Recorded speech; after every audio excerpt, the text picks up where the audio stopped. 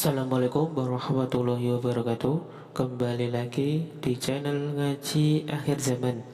Di video kali ini kami akan membagikan ceramah Gus Baha yang membahas tentang alasan mazhab ahli sunnah wal jamaah digunakan paling banyak di dunia. Apakah mazhab terbaik?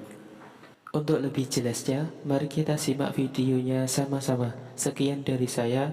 Wassalamualaikum warahmatullahi wabarakatuh. Salam NKRI. Jadi saya beri ya bocoran nih.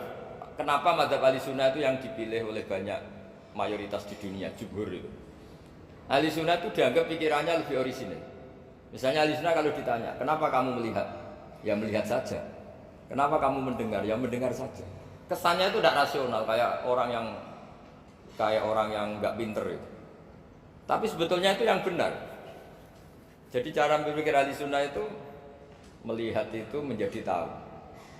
Menjadi tahu itu bisa karena mendengar, bisa karena melihat, bisa karena dikasih tahu, bisa karena bersentuhan.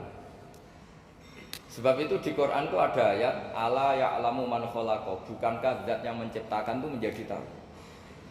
Sehingga kenapa Allah itu selalu tahu? Karena Allah yang menciptakan. Kalau kamu tahu karena mata, sekali itu jauh maka kamu tidak melihat. Atau kamu sekarang buta, kamu tidak melihat. Atau tertutupi barang itu, maka kamu tidak melihat. Tapi kalau kamu tahu karena kamu menciptakan, maka akan melihat terus. Misalnya saya ini tukang batu. Saya ingat betul ketika saya bangun Monas, itu pulpen saya tak tanam di dalam Monas. Saya ingat betul kalau pulpen saya warnanya putih, tak tanam di Monas 2 meter dari pondasi. Setelah saya pulang ke Jogja ditanya, di dalam Monas ada apa? Ada pulpen. Posisinya 2 meter dari pondasi. Kenapa saya tahu? Karena saya yang menciptakan.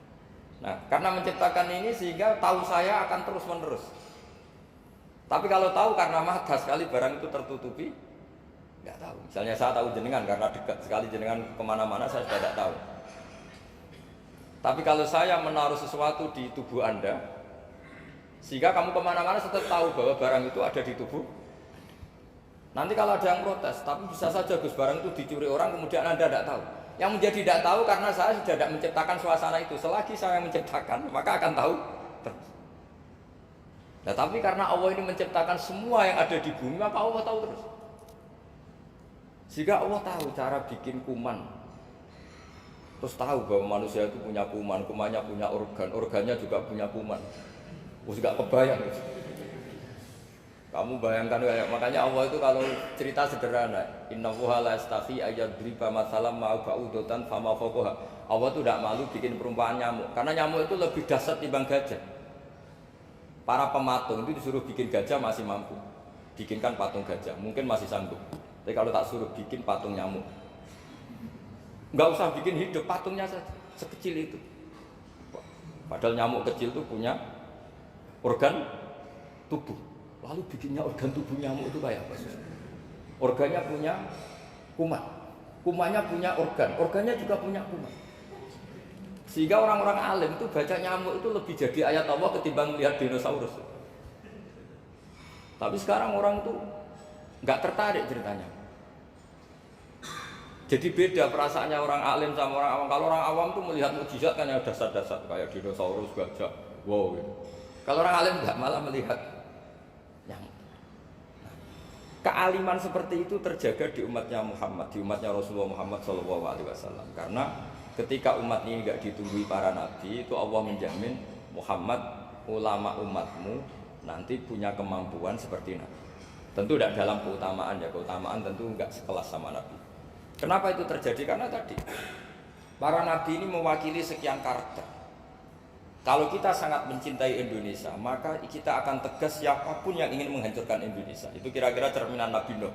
Kalau kita sangat mencintai Allah, maka kita akan benci sebenci-bencinya sama orang yang mendurhakai. Tapi masalahnya, Allah yang kita cintai itu memaklumatkan diri kalau bersifat ghafur, pengampun. Sehingga kalau kita terlalu kasar, ini kan yang kita cintai bersifat ghafur kok kita kasar. Di sini Nabi Ibrahim. Beliau sangat mantel sekali sama yang durhaka sama Allah. Tapi mau mantel gimana? Zat yang mengajarkan itu bersifat ghafur. Maka kita mau tidak mau, makanya ada riwayat mengatakan takhallaqu bi akhlaqillah, kamu bertata krama kayak akhlaknya Allah. Akhirnya ya sudah, kita mau apa coba? Kira-kira kalau kamu mencintai seseorang, itu potensinya kan dua, protektif. Ada telepon itu dari siapa? Cewek atau cowok? Protektif. Itu bukti cinta apa bukti suudon kan tidak tahu. Tapi misalnya kamu cinta perempuan terus WA-an sama lelaki gak apa-apa, jalan sama lelaki gak apa-apa, sama masa lalunya pacarnya juga gak apa-apa. Itu cinta apa pembiaran? Kan sama-sama gak jelas. Nah kira-kira mencintai Allah itu kira-kira analoginya seperti itu. Kalau yang satu protektif, Allah harus zat satu-satunya yang disembah, gak boleh didurhakai, gak boleh dikhianati, sehingga ini sangat keras sekali. Nah, ini Nabi Nuh. Di sini ada Nabi Ibrahim, karena orang yang zat yang kita cintai bersifat ghafur. Jika kalau kita terlalu tegas beda dengan sifatnya Allah yang bersifat ghafur. Nah umatnya Nabi seperti itu mulai dulu. Ada yang moderat, ada yang keras, ada yang setengah keras, setengah moderat. Ada yang ngambil sikap, urip mangan turu, ngenteni mati. Nah, itu lebih baik itu dibanding punya istihad tapi gak jelas, mendingan. Itu ada riwayatnya. Suatu saat ibadah akhir umatku terbaik adalah tidur. Maksudnya tidur itu gak ngambil sikap, masyhur itu. Saya beri riwayat yang ada di Bukhari Muslim. Satakunu fitanun al-qaid fiha khairun al-qaim wal qaim fiha khairun al-masyi wal masyi fiha khairun nasai. Nanti di akhir zaman itu banyak fitnah, kata Rasulullah. Yang duduk lebih baik ketimbang yang berdiri, yang berdiri lebih baik ketimbang yang jalan biasa lebih baik ketimbang yang jalan bergegas. Man tasyarrafa laha tastasrifu. Fitnah itu adalah siapa yang terlibat maka akan semakin parah. Sehingga semenjak itu ulama berpikir nanti di akhir zaman kalau ada fitnah itu sebaiknya orang ngambil sikap sepasif-pasifnya, secuek-cueknya.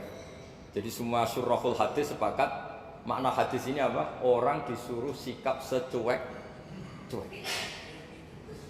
Misalnya pilihan presiden, contoh kecil pilihan presiden. Mungkin para intelektual nggak merasa, tapi kalau ulama itu cara berpikir beda. Pilihan presiden, kamu fanatik milih A, yang satu fanatik milih B.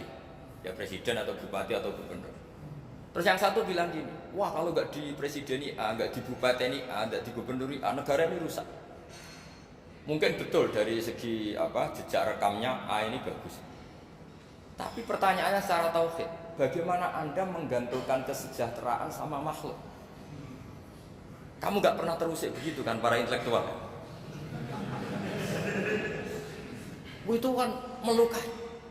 Bagaimana mungkin Anda menggantungkan kesejahteraan dengan seorang makhluk? Wah kalau di presiden A pasti Indonesia makmur, kalau bupati A pasti Sleman makmur, pasti Bantul makmur. Nah, bagaimana mungkin makhluk yang sedang soleh kamu pastikan selalu soleh? Wong dia makhluk bisa berubah. Sementara yang B misalnya fasik, wah kalau dipimpin B pasti rusak negara. Bagaimana kamu pastikan B yang fasik selalu fasik? Dia saja dia husnul khotimah. Yang fasik pas mimpin jadi soleh, yang soleh pas mimpin jadi fasik.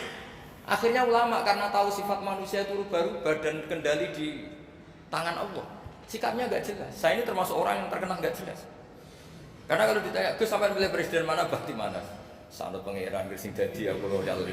Wah, anut pangeran yo kacau. Wah, luwih kacau menan anut pangeran kan.